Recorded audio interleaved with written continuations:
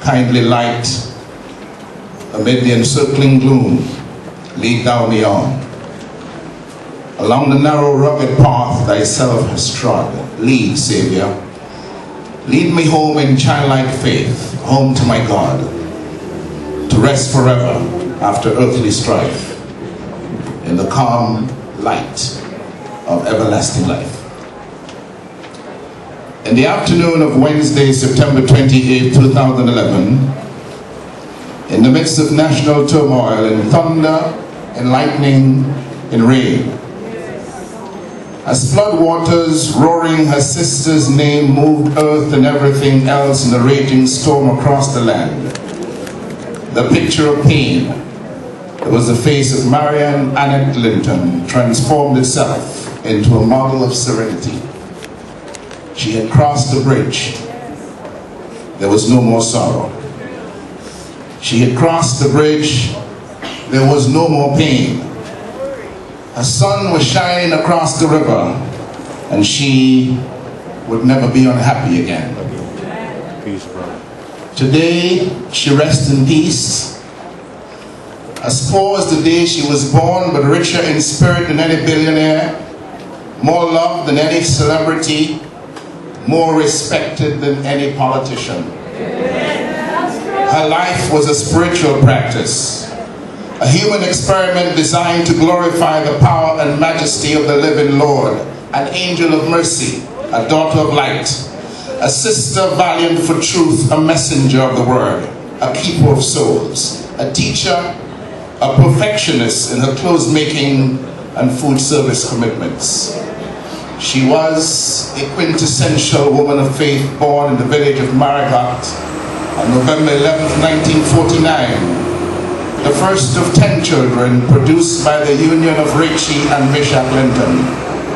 She not only believed that values mattered and standards counted, but she was thoroughly convinced that her industry and willingness to take action could help in some way to correct the ancient and current wrongs in our troubled world.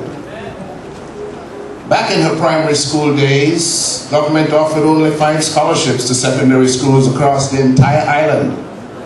And in a definitive indication of the scholastic abilities of which she was blessed, Marion secured the second of those 5 scholarships. That bright young mind flowered into an intellect of great depth. And I have to tell you that growing up as number 1 in a family of 10 children, Marion did justice to her leadership status by blazing new trails. For example, she perfected and passed on the art of attending those parent-forbidden entertainment events and returning home to bed or to business as usual, as if nothing happened. Dead women tell no tales, and their surviving partners in crime are sworn to stone-cold secrecy. If only Eileen Bedno could talk. Invariably, though, the mischief and the spirit of rebellion was intertwined with some serious business. In evidence of that, from teenage years, the significant impact on my life of the book Back to Eden by Jethro Kloss, a classic guide to herbal medicines, natural foods, and home remedies, lives as a gift of my sister's spirit of inquiry and her early quest for progressive change. Firstborn Marion was also the first to decide on her own religion. She chose the Seventh-day Adventist Church and became the first person in my memory who turned down what in those days would have been a lucrative job offer simply because her Sabbath day worship should not and would not be compromised.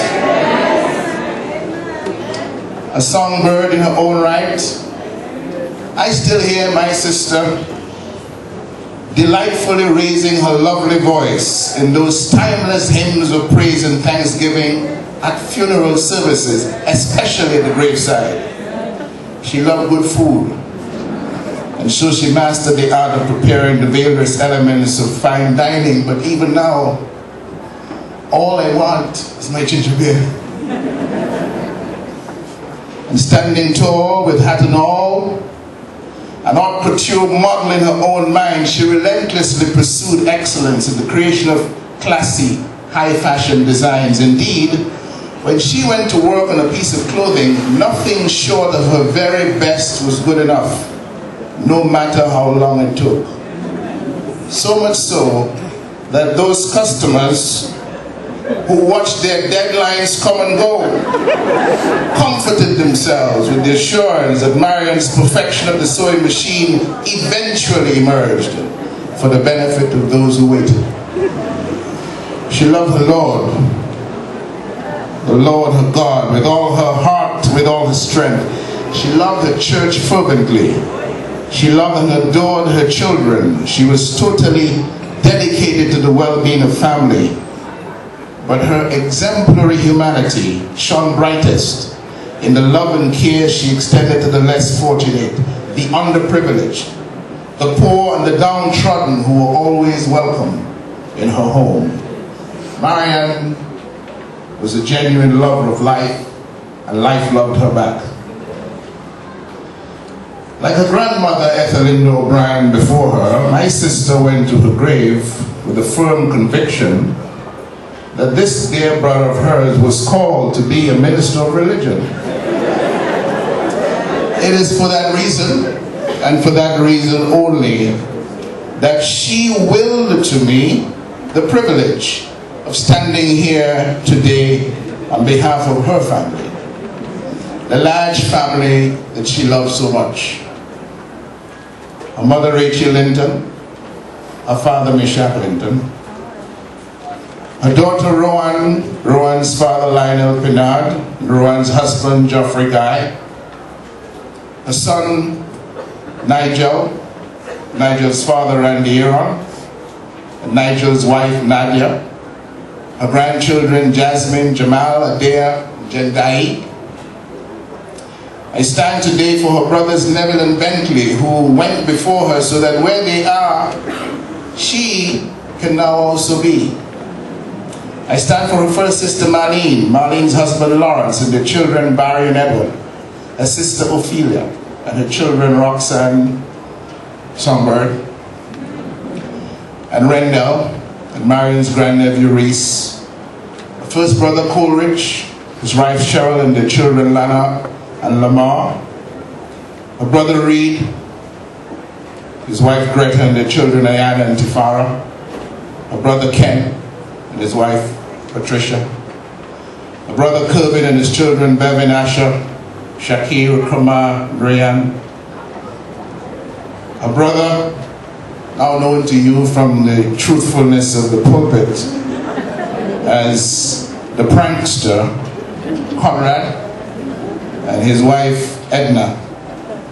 I stand for her last brother, Brian, and his departed son, Jaira.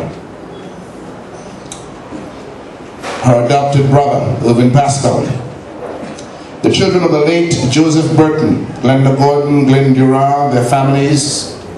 The children of her late uncles, Pershing, Joan, and Henry Alfred, Claire James, Catherine Alfred, Joyce Alfred, Matilda Jolly and their families, the family of Orbin Hamlet and the late Ethelyn Linton Hamlet, Avad, Adeline Tora, Alcott Orbin and their families, the family of Elizabeth Benjamin, Hope, Jacqueline Daly, Emmeline Timothy and family, Cletus Angle and family. I stand for my own family, my wife Shirley, my son Eden, my daughter Abigail, and all of the other families who would want to be here but could not be here. Let me confess something. You don't normally hear this many names in a eulogy. But the story of Marion's family that she diligently kept track of like nobody else did is indeed a long story. And if you know anything about my sister, you know she loved a long story.